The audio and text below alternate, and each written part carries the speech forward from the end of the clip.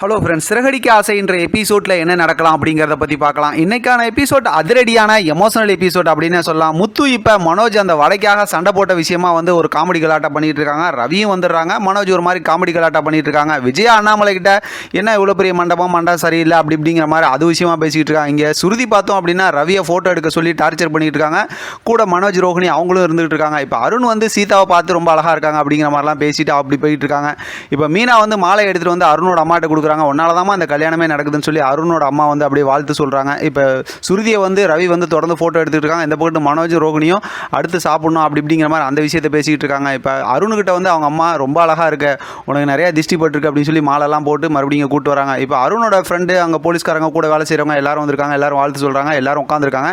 அந்த நேரத்தில் அவங்க ஃப்ரெண்டு இருக்காருல, அவர் உட்காந்துட்டு இருக்கும்போது சும்மா இருக்காம அவங்க ஒய்ஃபு கிட்ட சொல்லிடுறாரு, அருணுக்கு இது ரெண்டாவது கல்யாணம், யார்ட்டையும் சொல்லிவிடாத, நான் அப்புறமே என்ன டீட்டெயில்னு சொல்கிறேன் அப்படிங்கிற மாதிரி சொல்கிறாங்க. அப்போ உயர் அதிகாரி பேசினதுனால அவர் அவரையும் கூப்பிட்டு கிளம்பிடுறாரு.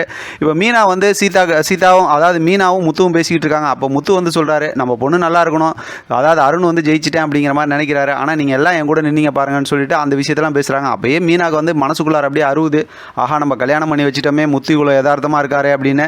கரெக்டாக நம்ம நினச்ச மாதிரி தான் பிரச்சனை கொஞ்சம் கொஞ்சமாக போய்கிட்டு இருக்கு. இப்போ பார்த்தா மீனாவோட அம்மா சீதா கிட்ட பேசும்போது இதெல்லாம் பார்க்க உங்கள் அப்பா இல்லையன்னு சொல்லி அவங்க ஒரு பக்கத்து எமோஷனல் பண்ணிட்டு இருக்காங்க. இப்போ பார்த்தா செல்வம் முத்துக்கிட்ட அவன் நினச்ச மாதிரியே இப்போ போலீஸ்கார் உனக்கு சகலை ஆகிட்டார் அப்படி இப்படிங்கிற மாதிரி கிண்டல் பண்ணி பேசிட்டு இருக்காங்க. அப்போ தான் பார்த்தா மண்டபத்துக்குள்ளார எல்லாம் பேசிக்கிட்டு இருந்தாங்களே, இது ரெண்டாவது கல்யாணம், அந்த விஷயம் வெளியில் வருது.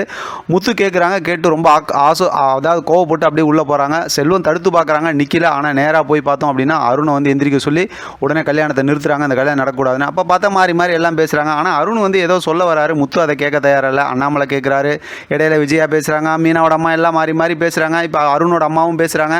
ஆனால் அருண் என்ன சொல்ல வராரு அப்படிங்கிறது யாரும் கொஞ்சம் கேட்கல. அதனால் அவரும் சொல்லலை. ஆனால் பார்த்தோம்னா ஏற்கனவே கல்யாணம் நடந்தது சீதாவோட தான் அப்படின்னு கடைசியில் சொல்கிறாரு.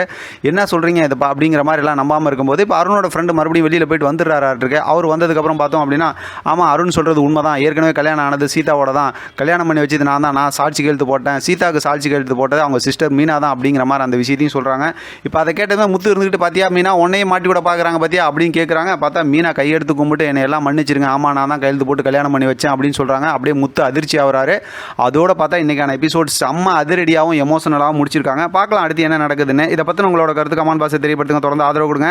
தேங்க்யூ ஃப்ரெண்ட், தேங்க்ஸ் ஃபார் வாட்சிங்.